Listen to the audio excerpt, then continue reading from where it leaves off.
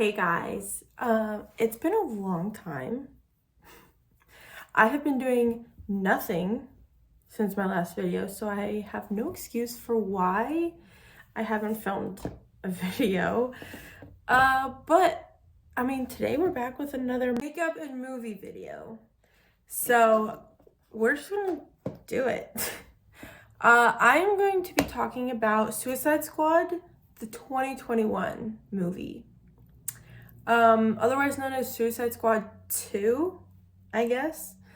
Same as last time, if you see me looking down, I've got my computer full of my notes and pictures, which I'll also be posting pictures because I'm not very good at explaining myself.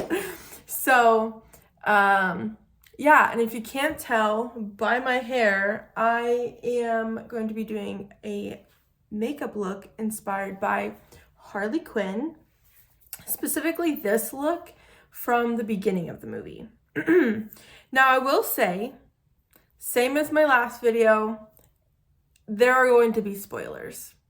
I am literally going to be talking about the entire movie. So if you haven't seen it, if you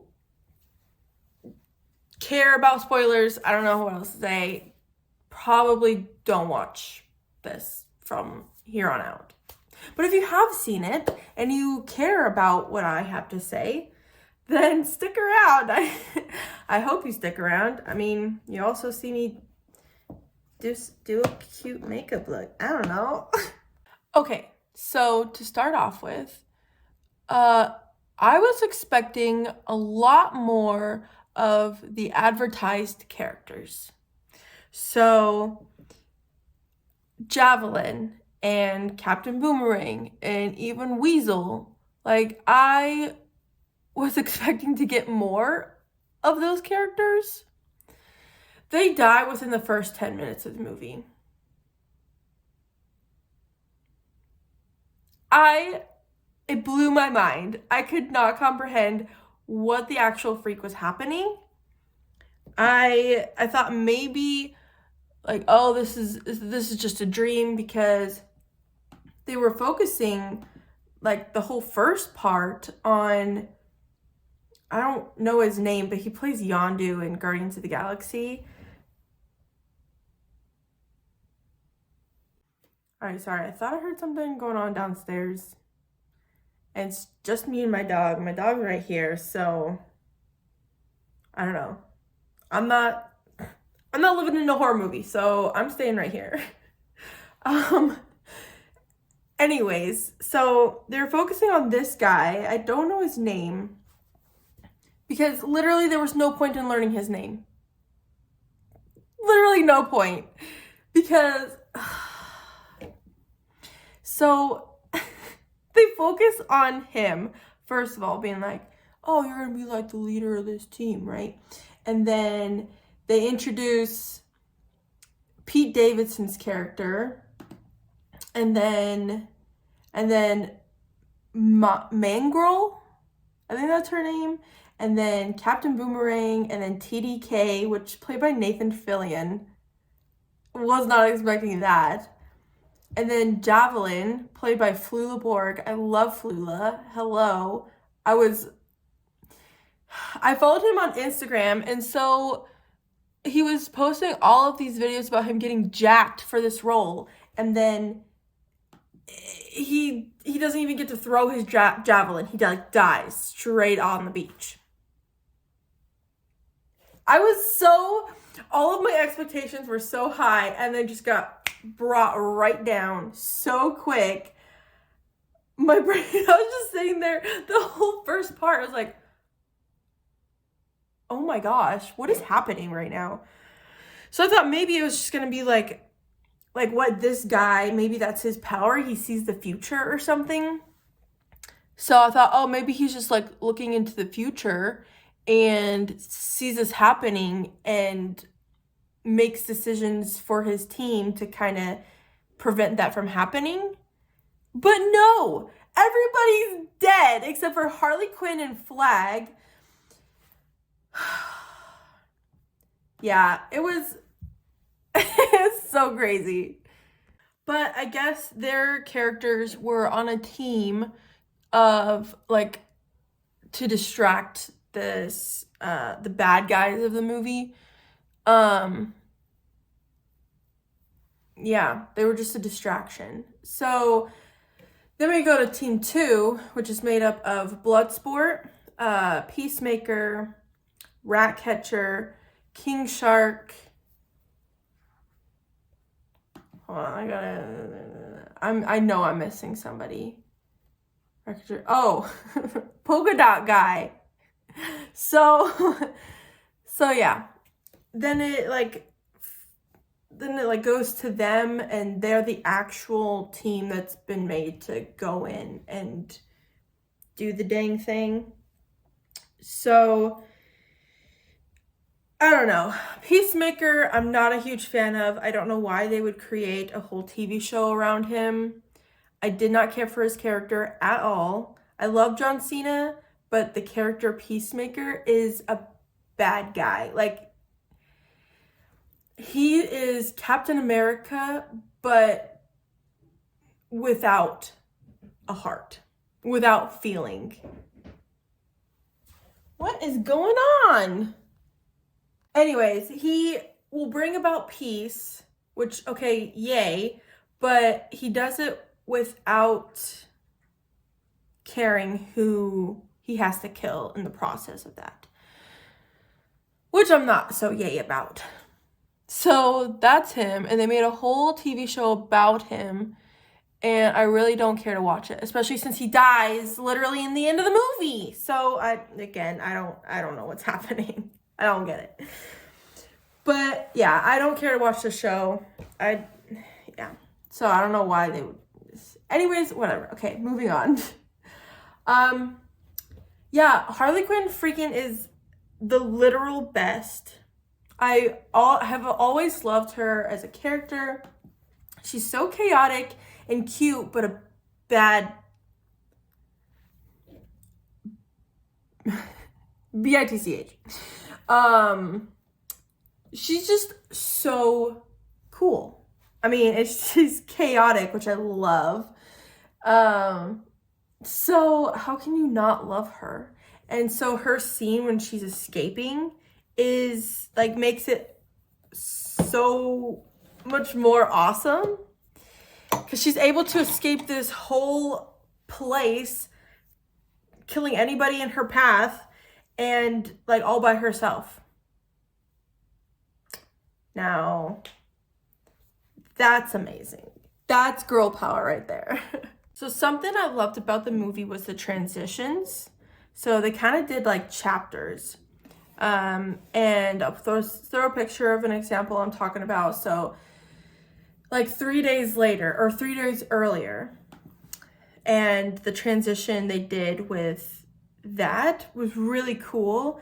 And like Operation Jotunheim, or then they changed it to Operation Harley because they had to go save Harley Quinn, but she doesn't need saving.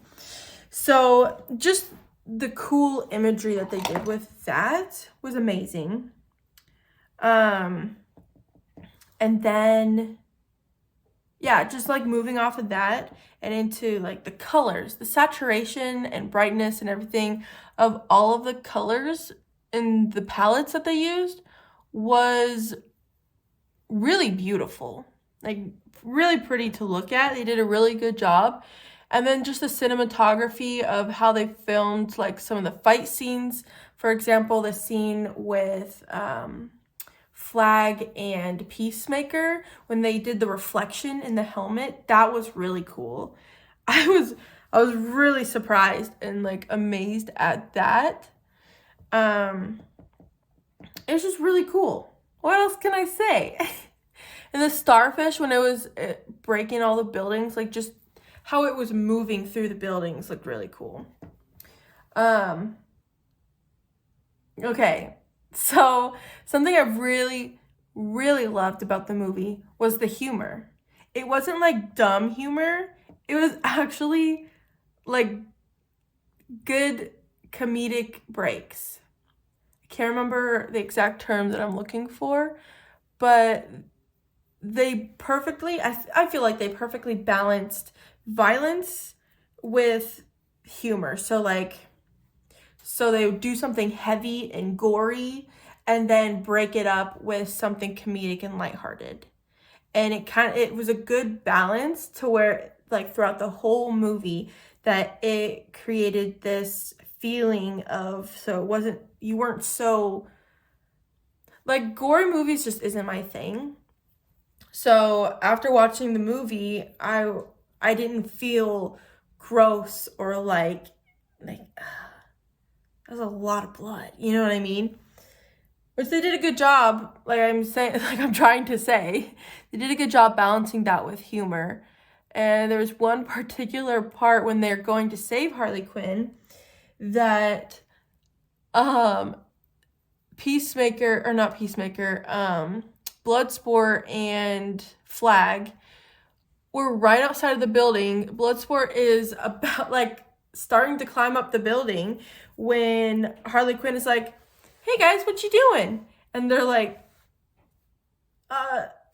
we're here to rescue you."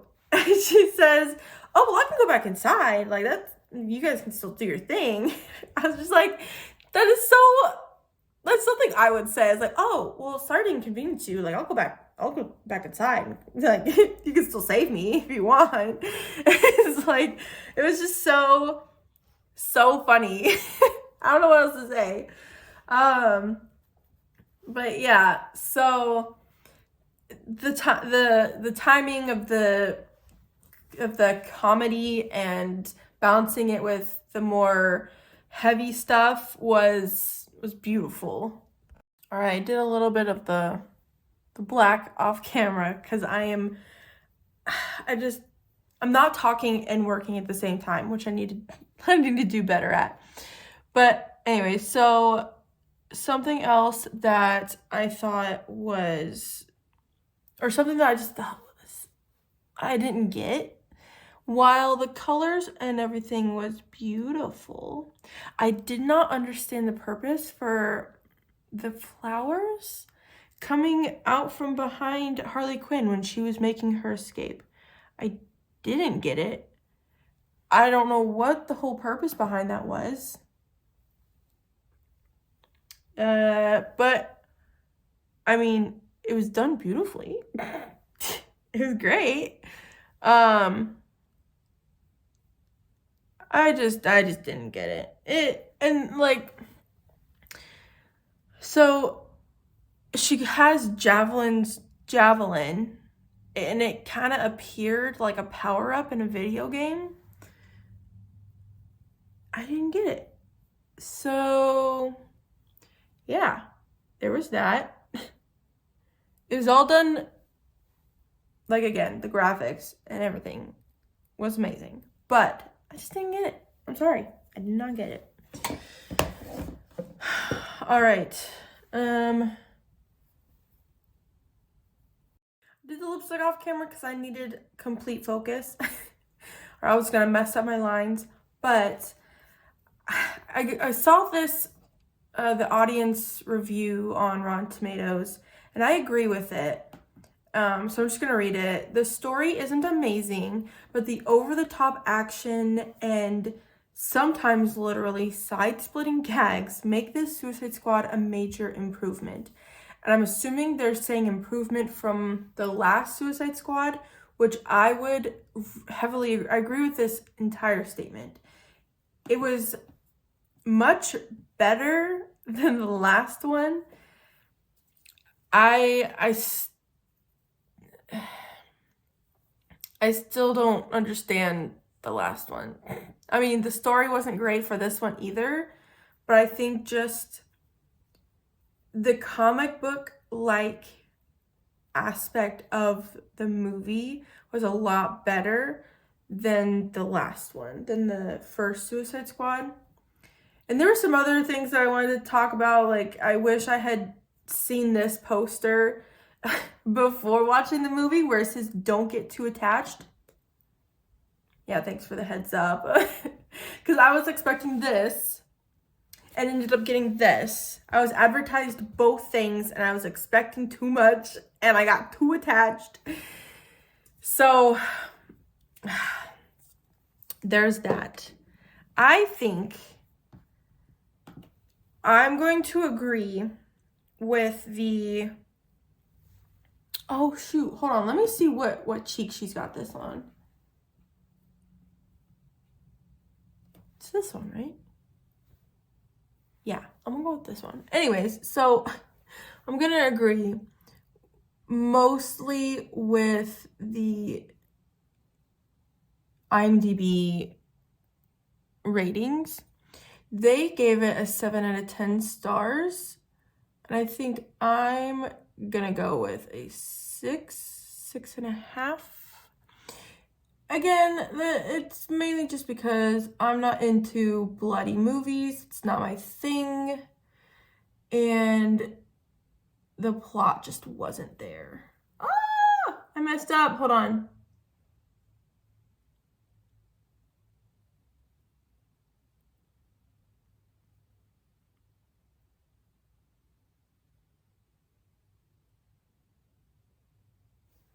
Good enough. So, plot wasn't there, but literally everything else about the movie was great. So, 6.5 out of 10 stars. That's pretty good. I wouldn't buy this movie, but I would definitely watch it again. Thanks for watching my video. I hope the makeup turned out great. I think it did. Comparing to the picture, I think I did pretty good. What do you think? But yeah, thanks for watching, and I hope to see you again in my next one. I might watch Birds of Prey next. We'll see. But thanks again for watching. Again, like I keep freaking saying, and I will see you later. Thanks.